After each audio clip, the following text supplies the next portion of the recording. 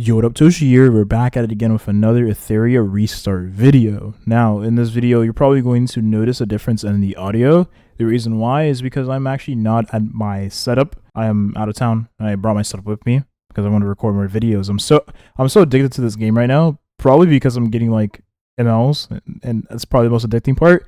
But I feel like my long-term or short-term goal. Yeah, well, my short-term girl is Lily because I want her. But yeah, she's also my short-term goal as well. I really want to pull that character. Once I get her, then I think I'll be a lot more, like, my enjoyment of the game will probably dwindle a little bit. But overall, the game is pretty interesting. It's pretty unique. It's pretty fun. There's a bunch of different elements in the game. And when I mean elements, like different play styles, different ways to enjoy the game, different ways to play the game, different team comps you can do. It's a really interesting game. And really in the beginning phase. So I feel like the late game will definitely be a lot better when it comes to that sort of like enjoyment of the game. But yeah, we're back. I'm level 17 now, actually. I'm going to go ahead and remove the chat. I've been playing this game every day, like all day. I haven't been using a lot of my stamina. Like when I mean stamina, I've been using a lot of like my gems to convert the stamina. I've actually been just playing the game regularly, and then I use the stamina as a refills. Also been using the stamina pots the game gave us, because I feel like that alone you can use at any point, because I mean, in all honesty, you will get stamina like later on, and I mean the stamina you use now will help you progress faster to the late game when you get better pulls or better drops anyways. So I mean, you can, if you really want to like progress faster, you can use your gems to get more stamina. I really wouldn't recommend it because I want to pull more, which we're going to be doing in today's video. But let me show you the progress so far, and we'll talk about Mio, because Mio has been a power pool. This character is insane. I've actually made my own. I've made my own union, and you know, do with this as you want, or the information as you will. Okay, my piece is just like shot there. Bros before toes. I don't know why I named the guild this, but I made this guild just so I can get like the daily stamina. Nothing. I'm not really taking it too seriously. I just want the daily stamina. But if we go here to the animus, what is my exception with this as of lately? I don't know. But if we go to the characters here, I've like ascended each of the 5 stars I've been using. So I ascended Shadow Sonia, I've ascended Heinrich, and I've ascended Mio. Now we're gonna be talking about Mio because we already talked about Heinrich, we already talked about Shadow Sonia in the previous videos. Mio is such a power. I love this character. This character is such a power pick. So good, so fun to play with, just super valuable. The very like first thing I want to mention about this character is that she steals turn meter, which I said before, but the turn meter she steals, it goes up a higher chance, right, as you unlock more level ups for these skills, so more skill ups. But oh my gosh, this character is insane with the turn meter distribution, stealing from the enemy, giving more speed to your team. You're gonna be lapping your enemies, and there is this interesting shell I am using for the character. I'm using this shell right here with Swift Rush. It gives the turn meter to the ally, or to her 30%, which is massive. That allows her to lap more, and you're able to cycle from the S3 to S2, which the S2 is CC. It freezes the enemies, which is pretty nice. Now, it's not a 100% chance, but, you know, it's still a sizable chance to be able to freeze the enemy, and it goes up to 70%. So, I mean, you'll probably freeze like half, usually in most circumstances, you'll freeze half the team. The other half, you need to like figure out what you're going to do with. So there is a little bit of inconsistency with this skill, but best thing is the turn meter steal and the redistribution for your team. This is a full team-wide push-up, which in the first part of the fight, she'll take turn 1, take away the action forward from the enemy team, give it to your team, and in all honesty, you don't even like. She's so flexible. You don't even have to play her in a control comp if you don't want to. You can use her in a cleave setup. It's super good. You can probably even use her in like a defensive setup too, I imagine, because that turn meter steal, giving speed to your team, will also give you more tempo.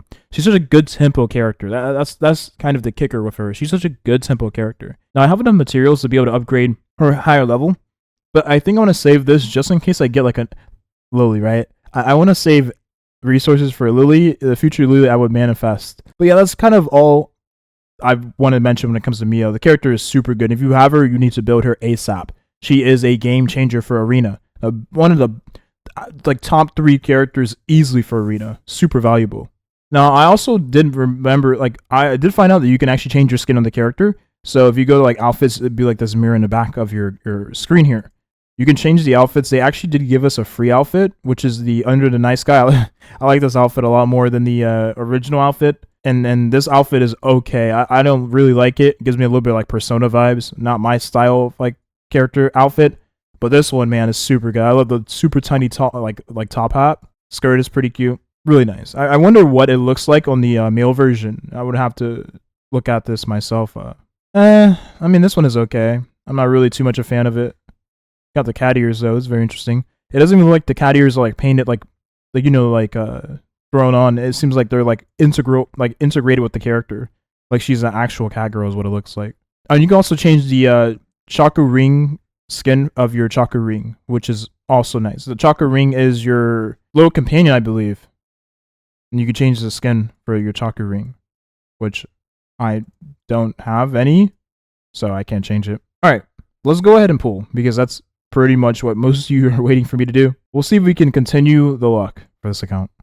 I'm excited. Genuinely. I'm trying not to talk too loud, because when I go back to edit this, I'm going to see like how loud I actually was in the video. So I'm not trying to talk too loud. Now we have enough to hit another pity on the permanent banner. And that's all I've been rolling on pretty much is the permanent banner. Now, obviously, at a certain point, I feel like it's because you're guaranteed Messiah on this banner, I genuinely feel like most, if not every player should be trying to get Messiah. And then, I mean, the thing is, though, is that it costs... Here's what I don't like so far about this game. Is like, I understand why, right? They're light and dark characters. They heavily monetize the ML pools. Like, they're super monetized. You don't get them too much. And on this banner, it's just like RNG whether or not you get the character. Now... For me personally, because Messiah is not the character I want the most anyways, and he's like the only character you get from this banner, right? So if you get a 5-star, you're guaranteed to get the character. I'd rather just pull in this banner and get a 5-star from this banner, and that ends up being better than him, like Heinrich, for instance, or even a character like Lily, right? It's like top wanted for me right now. We got some free summons too, which I totally forgot about. Okay, nothing. I don't know how we got the free summons though. I don't remember how this happened. But maybe is it daily? I don't know. If it was like daily 3 summons, that'd be kind of sick. I know Epic 7 gives you a daily summon, and I was kind of worried about that too in this game. I was like, because like before logging in today, I'm so used to like logging in Epic 7 and doing the free daily pool, and I was like, wait a second. I feel like if Etheria Restart had the free daily pool, that'd be so good for them long term, because for so many players, that would give them an incentive to log in each day. And the more you can get people logging into your game, the better. Especially for a game like this, where you, like, player retention is super important. Like, super important, right? It's, like, such a heavy focus on just, like, daily progression and all of that. Alright, so nothing on the 10 pool here. And I don't know if you can fake out in this game, but I'm going to assume you cannot fake out. So nothing here. We'll go ahead and go next. This is a new character. Kazami Kazuyo. She's new. Okay, cool. Well, we finally got 150... Wait, that's our 150 a pool? Dang, I have not been pulling that much then. Well... Maybe I have, but I've seen people say they pull close to like 300 times free to play, which is like, okay. I maybe haven't been pulling that much. Alright, so if we get a gold, we are hoping for the diamond with the other diamond, right? So like the Doki Entertainment sign. Yeah, that's where you can get Lily, which is like a huge pool. Like a massive pool. Sonia. Okay. That seems like a new character, right? She 100% looks like a healer to me. Or some form of like defensive character, just like design alone. Third 10 pool here. We don't get earlies on this site. Well, let me not say that, but we haven't been getting earlies lately. We've been getting the regular rate, so like to pity. And I don't think we actually have enough for pity in this video. But I'm hoping we can at least get something. Ooh, I'll take another Chiaki. Because I've been using a ton of Chiaki, so I'll take a dupe for the character. That's a huge power. Oh, 2 Chiakis. I'll take it. That's actually really, really nice. I'll take it. Alright, let's continue. Let's continue. Alright, this is like our 40th pool. Nothing so far. We'll go ahead and keep skipping. Mizuki Makoto. Really cool design. Sick. With the gloves and stuff. Really sick. Oh, this is the starter boy. I think his name is Gray. Yeah. Alright. Man, no earlies. See, what I like about earlies is that since the pity in this game is like so low, getting an early feels kind of nice. Because then you're like, okay, maybe I can probably reach pity and get another 5-star. It's like, okay, we're like inching closer to pity. Okay, this is like, I don't think we have enough for another 10 pull. And this was like our 60th pull, if I'm not mistaken. Yeah, we don't have enough. We're like really close. Maybe I can check the gems we got from just completing the achievements. Let's see. Achievement 30 there. Yeah, we got enough for another 10 pull. Well, if we don't get the 5-star to the 70th, or like 71, 72, whatever, I'm gonna be a little sad. I'll be a little sad. I want to see the diamond sign. I want to see the, like, at least let me see the diamond sign. Let me see. Oh my god. You can't make this up. You literally.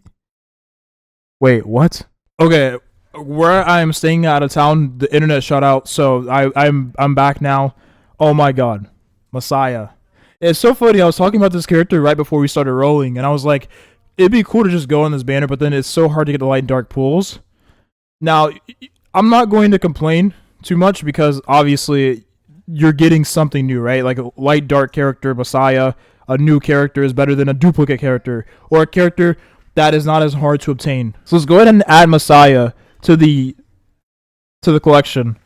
Wow. Wow. He actually has an insane kit. So yeah, this is like really, but yeah, that's it. That's the video here. I'm gonna go ahead and start building Messiah so I can add him to my AoE cleave team.